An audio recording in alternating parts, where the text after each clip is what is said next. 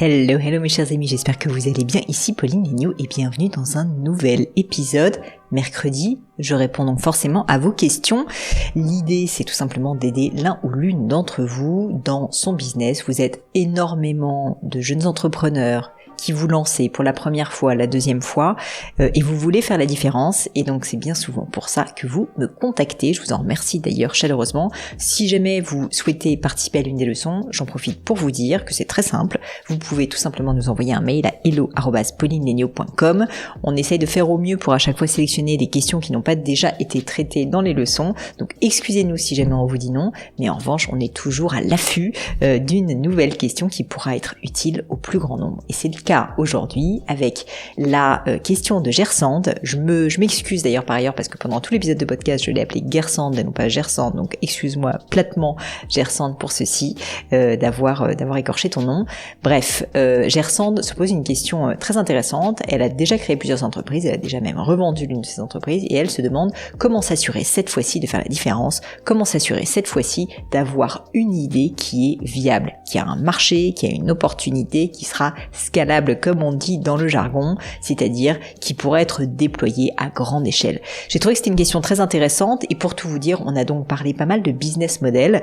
J'en profite pour faire une incise, c'est que c'est un terme un petit peu barbare pour parler en fait tout simplement de ce qui va faire que votre entreprise, que la rentabilité de votre entreprise est possible et donc le rapport entre les coûts, entre le chiffre d'affaires, entre ce que vous arrivez à générer donc comme euros si vous voulez ou comme francs, quel que soit l'endroit où vous soyez, est supérieur à ce que vous dépensez en marketing, en coûts, etc.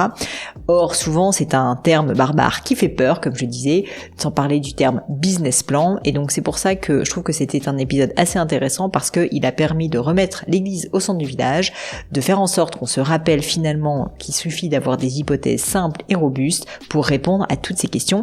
Et j'en profite pour vous dire également que, comme vous le savez, j'ai créé un organisme de formation justement pour vous, entrepreneurs qui vous lancez ou qui voulez développer votre activité sans en être esclave, qui voulez garder votre liberté, et justement je suis plutôt dans une optique de business avec de la rentabilité, plutôt que des business on va dire qui sont uniquement orientés sur des levées de fonds, parce que c'est tout simplement ce que je connais le mieux. Or, cette formation sur le business plan, la formation que j'ai lancée il y a maintenant quelques années, est une formation qui je pense pourra aider beaucoup de personnes qui se sentent pas à l'aise avec les chiffres, qui se disent que c'est compliqué, et ça l'est effectivement, et donc j'essaye de leur apporter des templates, des outils, des Excel littéralement à télécharger. On va même jusqu'à vous donner franchement les raccourcis clavier pour faire un Excel rapidement, avec tout ce que moi je m'applique pour avoir des chiffres qui soient juste simples et robustes, de telle sorte que ça ne soit plus une plaie, mais que ça soit, si ce n'est un plaisir, je ne vais quand même pas vous dire ça, au moins pas une épreuve à passer. Bref, fermeture de parenthèse géante, désolé pour ce petit moment publicitaire, mais ça me paraissait important parce que vous êtes quand même très très nombreux, comme Gersande, à vous poser ces questions. J'espère de tout cœur que cet épisode vous plaira, n'hésitez pas à me le dire comme d'habitude sur YouTube, sur Instagram, sur LinkedIn, n'importe où, je lis tous vos messages, j'adore avoir vos avis, mais je ne vous en dis pas plus et laisse place à cette nouvelle leçon.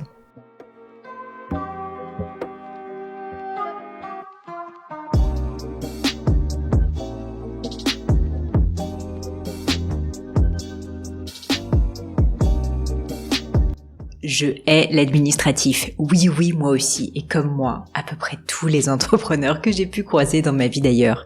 C'est pourquoi je suis ravie de vous présenter mon sponsor, Conto. Q-O-N-T-O. Avec Conto, fini les formalités à rallonge, vous lancez votre société, il s'occupe des formalités. Statut, publication de l'annonce légale, création de votre micro-entreprise ou SAS, tout ce qu'on déteste. En 2 temps, 3 mouvements, c'est fait. Et vous, pendant ce temps, vous pouvez vous concentrer sur ce qui compte vraiment. Quand j'ai créé Gemio, Conto n'existait pas. Et après avoir galéré des heures sur une plateforme soi-disant géniale qui buguait tout le temps dans tous les sens, vous savez de quoi je parle, j'ai dû aller déposer mon dossier en physique au greffe de Paris. Quelle perte de temps! Chers amis, ne faites pas comme moi à l'époque et profitez de leur offre tout spécialement pensée pour les entrepreneurs ou indépendants. Conto vous gère gratuitement votre création d'entreprise. Seuls les frais légaux restent à votre charge. Une fois votre entreprise créée, vous avez également 3 mois de compte pro offerts avec le code Pauline 2025. Salut Gersande, bienvenue sur le podcast. Salut Pauline, merci de me recevoir. Écoute, c'est un plaisir. Je vois qu'en plus, il y a une belle lumière chez toi. J'ai l'impression qu'il y a une jolie vue. Pour les personnes qui nous regardent sur YouTube, profitez-en bien. Gersand, tu connais la tradition, évidemment, de ces leçons. Je te laisse commencer par te présenter et puis me dire ensuite quelle est ta question pour moi. Alors moi, je suis Gersande, j'ai 40 ans, je suis architecte d'intérieur et avant ça, j'avais fondé 2 startups, donc une dans le travel qui s'appelait Travel Road, que j'ai revendue, qui était en gros une application qui permettait de faire du voyage sur mesure comme on le fait chez un tour opérateur type Voyageurs du Monde, mais parfaitement automatisé sur application, mobile et tablette. Et après ça, j'ai créé une boîte qui s'appelait Marlotte, qui étaient des petites culottes brodées à la main, personnalisables via une broderie à la main. Mais j'en ai Heu, entendu parler de Marlotte. Ça avait fait pas mal parler ouais, il y a un moment, ça a eu de, son heure de ouais. gloire parce que Ah, j'ai eu pas mal de presse et j'ai fait pas mal de collabs avec, des créatrices assez connues, comme ok. Rima Rodaki, dans les robes de dans les robes de Ah ouais, mariage. super. Voilà, donc j'avais été au printemps, j'avais quand même, Ok, une ouais, belle. ouais, j'en avais entendu parler. Super sympa. Ouais, mais j'ai arrêté finalement au bout de 3 ans parce que j'étais pas une grande fan du secteur. Et D'accord. qu'en plus, c'était pas scalable, tout simplement. C'était pas un business très révolutionnaire dans le sens où tout était fait à la main et Oui, oui. pour que ça fonctionne, fallait vraiment en faire en masse. Et en fait, moi, je travaillais vraiment avec de la broderie à la main, avec des brodeuses. Donc, c'était pas vraiment un projet de grande envergure. Donc, voilà. D'accord. Après ça, Ok. du coup, je me suis mis en consultant en digital pour accompagner des marques qui se lançaient, et cetera. Donc ça a duré 5 ans et après j'ai emménagé à Bordeaux pour justement la qualité de la vue et là je me Magnifique. suis, voilà, complètement reconvertie, en architecte d'intérieur et c'est ce que je fais aujourd'hui. Génial. Bah écoute, franchement, déjà ton parcours est incroyable, Garçon, ça fait plaisir. Donc du coup, maintenant, nouvelle étape de vie, architecture d'intérieur basée à Bordeaux. Et alors, comment est-ce que je peux t'aider surtout? Qu'est-ce qui Alors t'amène ici? alors je suis très épanouie dans mon travail parce qu'effectivement j'ai retrouvé le côté créatif, que j'aimais bien, qu'on peut avoir un peu quand on monte un projet. Seulement ça me suffit pas, aujourd'hui, bon voilà, de tr c'est ça, en gros de 20 à 30 ans, j'ai créé des sociétés, j'étais très bien. Après de 30 à 40, on va dire que j'ai plus construit ma famille, j'ai fait voilà, j'ai terminé mes sociétés, j'ai eu des enfants, j'ai relancé, j'ai commencé cette nouvelle activité d'architecte d'intérieur. Mais aujourd'hui, j'ai envie de me relancer dans un projet, entrepreneurial et D'accord.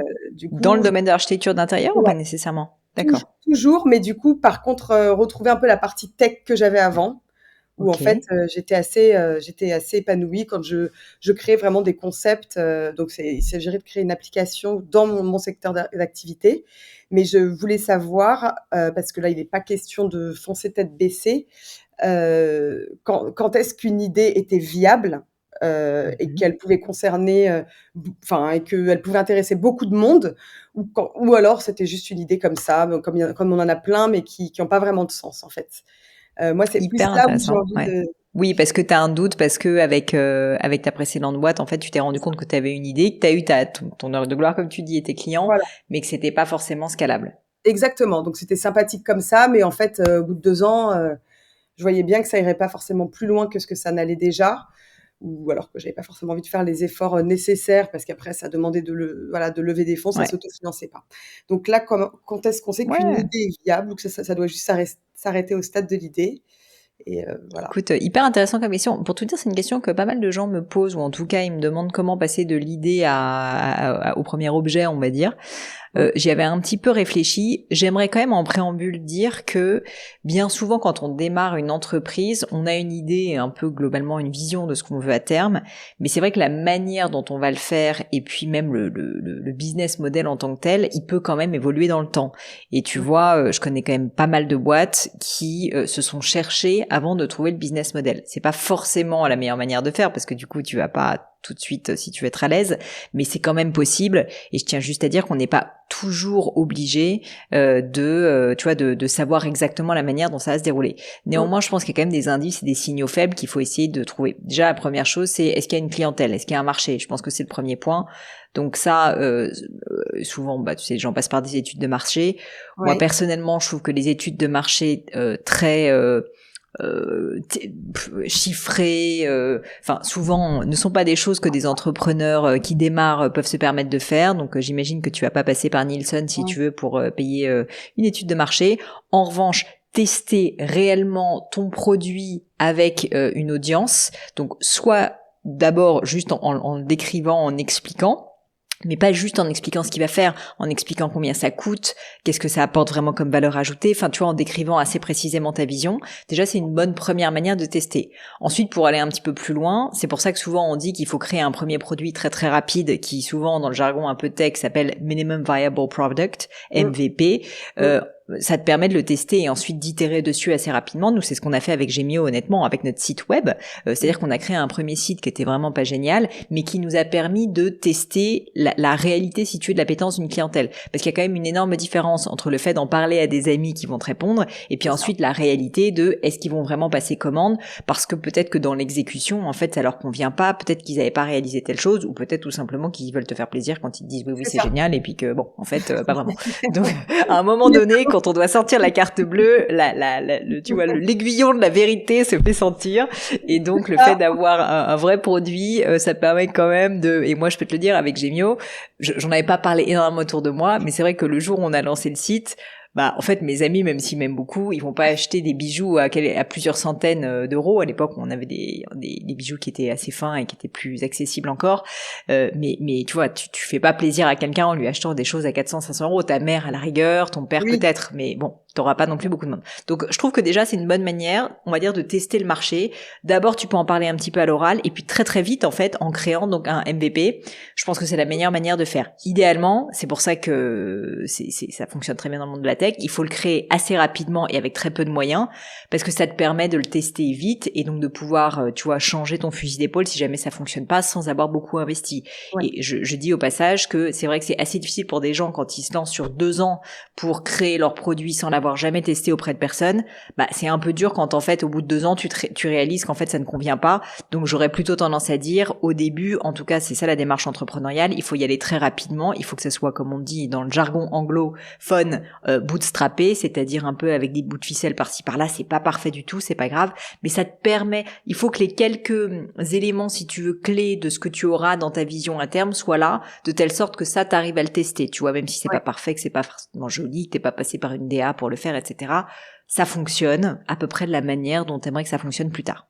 Donc ça c'est le premier point. Je dirais essayer, tu vois, déjà de lancer ça pour tester le marché. Et puis après, le deuxième, c'est au niveau du business model. Parce que toi, par exemple, dans le cas de Marlotte, si j'ai bien compris, le produit, en fait, il avait son marché. Oui. Le problème, c'était le business model. C'était qu'en fait, comme tu dis, c'était pas scalable. C'est-à-dire, pour arrêter d'utiliser des anglicismes, que ce que je fais tout le temps, et je m'auto-flagelle pour ça, mais je suis quand même agrégée d'anglais, mesdames et messieurs, donc tout ça pour dire que ça mon parcours me rattrape. Pour m'excuser un petit peu, je dis ça. Mais j'en fais tomber, tu vois, mon podcast, excuse-moi. Donc, je disais, excuse-moi, que donc il faut aussi tester le business model, et pour tester le business model, il faut que tu essayes de découper les coûts de la vente de tes produits. Et ce que je veux dire par là, c'est il faut que tu essayes de comprendre si tu vends un produit, combien ça te coûte, si tu en vends 10, combien ça te coûte, si tu en vends 100, combien ça te coûte, et pas seulement au niveau du coût de revient, mais aussi du coût humain, logistique, de tous les coûts fixes. Et là, tu aurais peut-être réalisé à l'époque, si t'avais pris plus de temps pour réfléchir à ça à l'époque de Marlotte, tu te serais peut-être dit, ah bah oui, en fait, une culotte, ça coûte pas très cher à faire, mais en fait, si je dois en faire 400 par jour, combien en fait il me faut de personnes pour le faire à la main. Et donc, tu vois, très rapidement, t'as pas besoin d'être une consultante de chez McKinsey si tu veux pour faire ce calcul, mais juste essayer de te projeter et donc essayer de comprendre si ton business model il est scalable un minimum ou pas. C'est hyper important effectivement de le faire dès le début, parce que c'est ça qui va te faire probablement réaliser si tu peux y aller ou pas. Sachant que bien sûr tu pourras te dire au début je fabrique d'une manière artisanale, et peut-être qu'au bout de 50 produits par jour ou 100 produits par jour, il faudra que je passe sur un nouveau type de production qui sera peut-être une production plus industrielle. Mais au moins, si tu veux, tu le sais un peu en amont, et tu sais que ton business model n'est pas vraiment viable si jamais tu veux augmenter ton nombre d'unités. Le tout, c'est de le savoir, si tu veux. C'est surtout que moi, ça reposait sur la personnalisation, et que 90% de mes commandes, c'était des culottes personnalisées avec le nom du Ouais. mari pour les Donc obligé de le faire d'une manière artisanale et donc pas scalable. C'est ouais, ça. donc, Alors que tu vois, peut-être que si t'avais pas fait quelque chose de personnalisable et que ça avait été de la broderie, mais qui était de la broderie, machine. oui, voilà, Mmh. machine, peut-être que ça aurait fonctionné. Oui, oui, oui. Mais du coup, enfin, j'avais des opportunités de collab avec Monoprix, etc., mais j'étais pas capable de répondre. Bah ouais, bien Ça, sûr.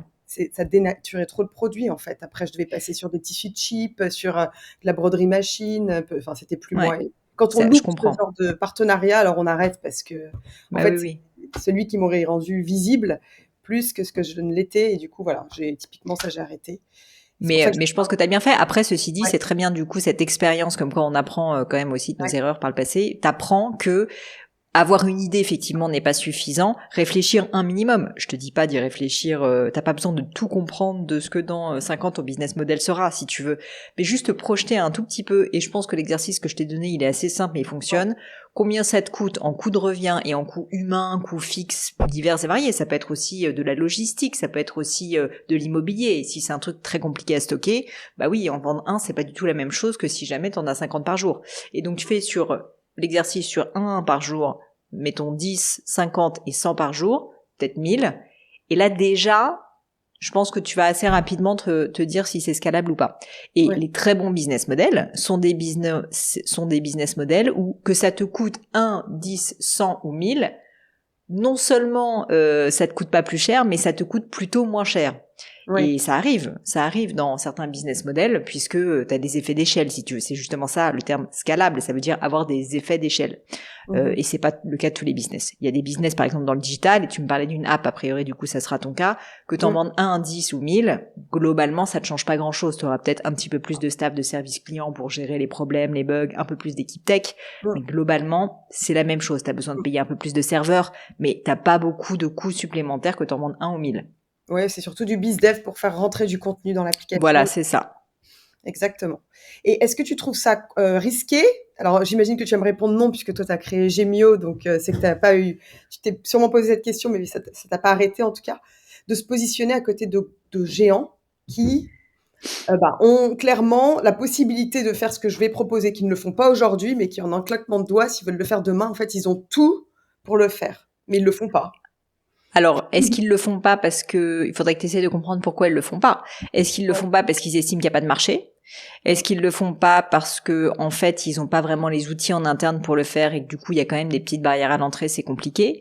Nous par exemple dans le cas de Gemio, il y avait personne qui faisait de la joaillerie d'une manière artisanale comme nous et fabriquée à la commande, à part des joailliers indépendants, mais il y avait aucune marque si tu veux de grande ampleur qui le faisait parce que soit tu avais des joailliers indépendants qui fabriquaient des bijoux à la main et donc voilà ils faisaient un peu comme toi à l'époque avec des culottes une pièce par une pièce et ça Mhm. prenait 3 mois et il pouvait y avoir des erreurs etc. C'était éminemment pas scalable, c'est purement de l'artisanat.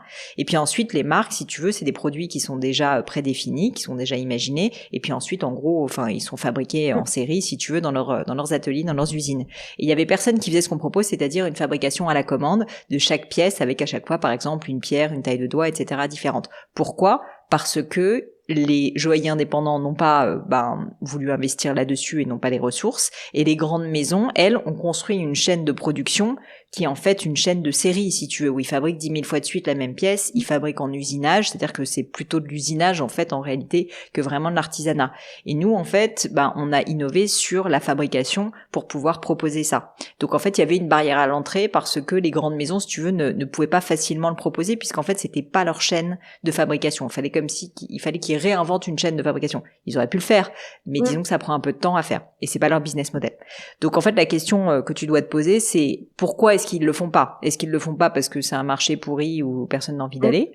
Est-ce qu'ils le font pas parce que ils ont pas vu l'opportunité? Auquel cas, le seul problème, c'est que le jour où ils la voient, ils peuvent peut-être le faire rapidement. Mm. Et est-ce qu'ils le font pas parce que, mais d'un autre côté, ça veut dire qu'ils peuvent vouloir te racheter aussi, tu Exactement vois? ça. Ils le font pas parce que j'ai étudié la question. Ils le font pas parce qu'effectivement, c'est pas leur business model et ce que je fais, ce n'est pas la partie la plus rentable de leur business. Ok, Et ils sont déjà très rentables comme ça puisqu'ils c'est s'adressent ça. à un public B2B et que moi, c'est des B2C. Donc, on sait très bien que pour les séduire, les coûts en marketing sont beaucoup plus élevés. Alors, bon, après, c'est pas la même chose, hein. Il y a aussi du coup, quand c'est du B2B, mais Mm, c'est plus de l'humain, du bizdev, etc., que consommateur, on sait jamais vraiment Donc c'est comment. moins rentable que ce qu'ils feraient, mais ça peut être quand même suffisamment rentable pour que tu arrives à en vivre et à développer l'activité, tu penses? Exactement, je pense que ça pourrait être une petite branche sexy pour eux, mais ça nécessite pas tout un business. C'est pas assez, Ok. voilà. Mais après, effectivement, ça demande beaucoup d'efforts. Et puis, je pense que Bah, même de je vais te dire la vérité, c'est exactement le cas de Gemio, hein. Ils pourraient le faire. C'est juste oui, que c'est plus difficile, donc personne n'a envie de le faire. Et les marges sont en dessous. Enfin, tu vois, on fait beaucoup d'efforts pénible pour à faire. proposer une très bonne qualité avec un très bon service, etc.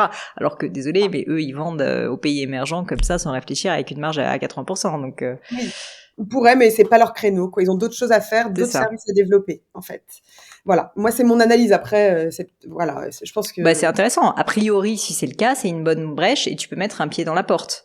Et voilà. donc, si tu mets un pied dans la porte, c'est un bon moyen de démarrer. Après, ça veut aussi dire que c'est une ligne assez étroite Mmh. parce que le jour où ça devient très intéressant, où tu arrives à en faire un truc rentable, tu risques d'avoir des personnes, donc des ennemis ou tu vois on va dire des concurrents en tout cas, qui vont s'y intéresser. Mais ça voudra aussi dire que tu as réussi à créer quelque chose qui marche et qui s'est bien développé. Donc, c'est Mmh. pas forcément une mauvaise chose. Donc vu comme ça dans ce que tu me dis, je dois dire que ça ressemble beaucoup à Gemio et donc je te dis c'est drôle parce que c'est pas des métiers comme la tech dans l'IA Ouais. et les fintech où aujourd'hui, sincèrement, comme ce sont de nouveaux marchés avec de très grandes opportunités parce qu'il y a encore beaucoup de choses à construire et parce qu'il y a quand même une bulle spéculative au-dessus de tout ça, globalement, ce sont des secteurs où il y a pas mal de concurrence parce que tout le monde essaye de se mettre dedans, mais globalement, tu peux te dire qu'il y a beaucoup d'argent à se faire. Je dis pas facilement, mais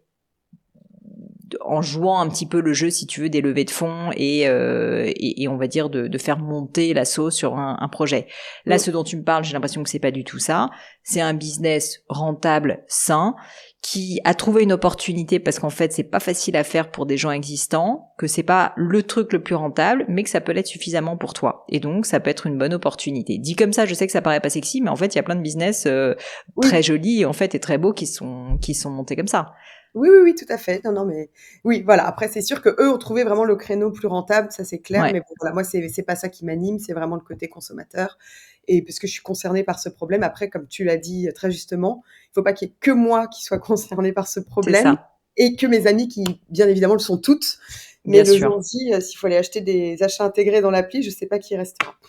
Bah, j'ai l'impression sincèrement qu'au niveau t'as pas mal réfléchi et bravo d'ailleurs à la concurrence. Et donc ça, je pense que j'ai l'impression que t'as l'air d'avoir une vision assez claire.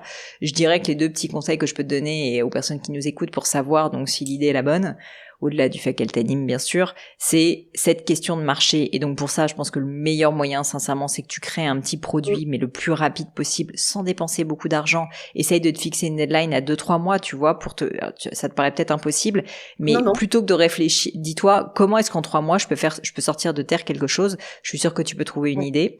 Et ça, teste-le en faisant payer les gens, parce que si jamais ce n'est pas vraiment payant à un prix qui soit relativement proche du résultat final, malheureusement en fait tu n'auras pas l'information de savoir On pourra payer. s'ils sont vraiment prêts à payer. Mmh. Et puis l'autre point, je te disais, c'est au niveau des coûts globaux, d'essayer de comprendre quelle est, si tu es là, avec la montée en charge, quelle est l'évolution de tes coûts et de ta structure. D'accord. Ok, ouais. Ça fait beaucoup de choses à analyser. Bien, c'est une, Oui, enfin, ça paraît difficile comme ça, mais je t'assure. Donc, en réalité, la question de la montée en charge, enfin, franchement, là, je pense, je vais pas te dire en 2 heures c'est terminé, mais quasiment en fait, il faut que tu réfléchisses un peu, il faut que tu te poses, de toute mmh. façon t'en sais rien, ce sont des hypothèses, mais il faut que tu aies des hypothèses qui soient robustes, qui Ouais. soient simples, qui te paraissent être de bon sens, ça suffit. Donc te mets pas à Ouais. faire des études de marché dans tous les sens ou quoi, c'est pas la peine. Il faut juste que tu mettes un petit peu de bon sens et que tu réfléchisses à ça. Mmh. Donc cette partie elle est assez rapide. La partie un petit peu plus longue c'est de faire le produit, le minimum viable product, parce que Mmh. ça il faut le faire. Mais mon conseil, je te dis, c'est justement de le faire de la Vite. manière la plus efficace possible pour que Ouais. tu attendes pas 6 mois avant de savoir si tu as un marché ou pas, quoi.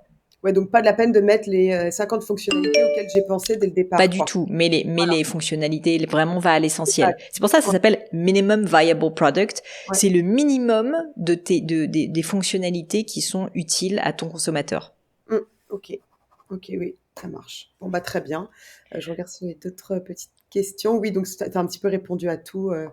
Oui, parce qu'en fait, le coup de faire un business plan en avance, ça a pas vraiment de sens puisqu'on sait que qu'en fait, tout ça, c'est un peu fictif, quoi. Ça, c'est amené à évoluer en Ah bah fonction. c'est très. Alors j'ai fait toute une formation sur le business plan où j'explique quand même, tu vois, je donne la méthode, et puis d'ailleurs des Excel à télécharger, tous les templates, etc. Mais disons qu'en fait au final, ce qu'il faut, c'est avoir des hypothèses de travail qui soient de bon sens, qui soient robustes, qui soient simples. Il faut surtout pas que ça soit très compliqué. Est-ce que tu vas savoir combien tu vas payer ton loyer de bureau dans 4 ans? La réponse est non, bien sûr. Donc en fait, à un moment donné, il faut juste que tu te dises, globalement, le coût par produit, par exemple, ça dépend de ce que tu fais comme business. Toi, tu n'auras pas de coût par produit parce que tu as un seul produit, j'imagine, en tant que app. Mais donc le coût du développement de l'app, éventuellement tu réfléchis au personnel, tu réfléchis à tous les coûts qui peuvent être liés au déploiement de l'app. Donc je te dis, moi je pense spontanément à tout ce qui est serveur, s'il y a des commissions, les commissions sur les ventes, des choses comme ça. Tu vois, par exemple, si t'as un système comme Stripe, par exemple, en général ils prennent une commission, un pourcentage. Donc tout ça tu les notes dans un Excel. Et ensuite, tu fais tout simplement un calcul de 1, 50, 100, 1000, comme je te disais, unités vendues. Et tu verras bien où ça t'amène, en essayant de réfléchir, te disant, bah, si jamais j'en vends 1000 par jour, ou par mois, ou par an, combien de staff il me faut? Tout ça est très difficile à imaginer, bien sûr. Ce sont des conjectures, mais c'est pas grave, en fait. Il faut que tu fasses des hypothèses. Et mon conseil, c'est, fais des hypothèses qui te semblent être juste un minimum cohérentes, avec du bon sens. Et si tu fais ça, franchement, déjà, t'auras beaucoup plus que beaucoup de personnes. D'accord, bon bah très bien. Eh ben nickel, merci beaucoup. C'est très clair pour Bon. moi. Ça m'a Eh bien ben aidé. génial, Gersande. En tout cas, merci à toi. D'ailleurs, j'en profite, donc si jamais ça t'intéresse, j'ai cette formation qui pourra peut-être t'aider. Je le dis aussi à des personnes qui nous écoutent, parce que malgré tout, vous êtes très nombreux à vous poser des questions sur le business model et à passer beaucoup de temps, je crois, à perdre beaucoup de temps, surtout sur des Excel à rallonge. Et je le sais parce que moi-même, enfin je sais pas toi Gersande, mais moi j'étais pas à la base matheuse, je suis plutôt, comme je disais, agrégée d'anglais, donc j'étais plutôt dans le littéraire. Et c'est vrai que ça fait un peu peur. Et toute l'idée justement de cette formation, c'est de montrer, en fait, c'est de l'arithmétique, c'est pas très compliqué, c'est juste du bon sens, quoi, si tu veux. T'as pas forcément besoin de formation pour le faire, hein. Mais je veux dire, parfois ça rassure certaines personnes. Et je dirais que vraiment, il faut pas avoir peur.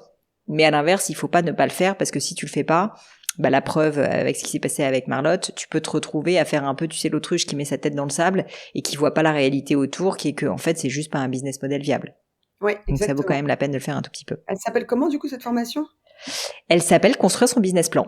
Elle Ok. s'appelle Construire son business plan tout simplement et elle est assez courte. Elle parle à la fois, si tu veux, de comment faire ton calcul de coûts, ton calcul de chiffre d'affaires. Elle te donne aussi des guidelines si tu veux pour créer tes bonnes hypothèses. Et puis ensuite, après aussi, tout ce qui est flux de trésorerie, elle va t'apprendre mais d'une manière très simple, sincèrement, c'est fait exprès justement, parce que quand on est entrepreneur, il faut pas qu'on se complique trop la tête, juste que ça soit un truc simple et robuste, qui te permet de savoir globalement ton PNL, donc en gros ton compte de résultat, à quoi il peut ressembler. Et puis ensuite, à 1 et à 3 ans, et ensuite pareil pour ta trésorerie, parce que malgré tout, c'est le nerf de la guerre aussi, et donc que tu saches combien tu peux dépenser, parce que tu sais, parfois il y a des écarts entre le compte de résultat et entre la trésorerie, par exemple à cause de la TVA, etc. D'accord, bon bah nickel. Bah, écoute, je vais les Voilà. regarder ça. Avec grand plaisir. Un grand merci Gersande pour ton temps, et je te souhaite évidemment le meilleur pour la suite, et puis surtout tiens-moi au courant de comment ça évolue. Ça marche, merci beaucoup Pauline. Merci, au revoir. Au revoir.